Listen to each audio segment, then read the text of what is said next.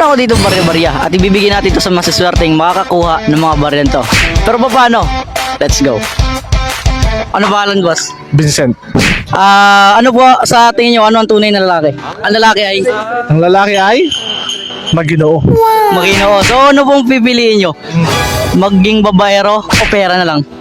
Pera na lang. Pera na lang po. Dahil dyan, akat na po yung piso. Bossing, kung ako po sa inyo, bumili na po kayo ng ganitong bag.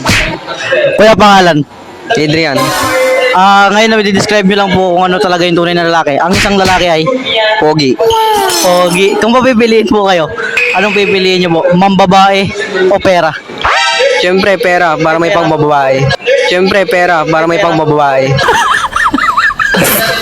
Walang yun eh. Dahil mo dyan, meron po kayong preview. Nice one. Ano mo masasabi nyo?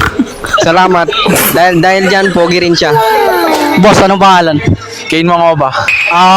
Paano nyo po matidescribe ang isang lalaki? Ang isang lalaki ay Isang lalaki ay gentleman. Gentleman. ay, gentleman mo galad.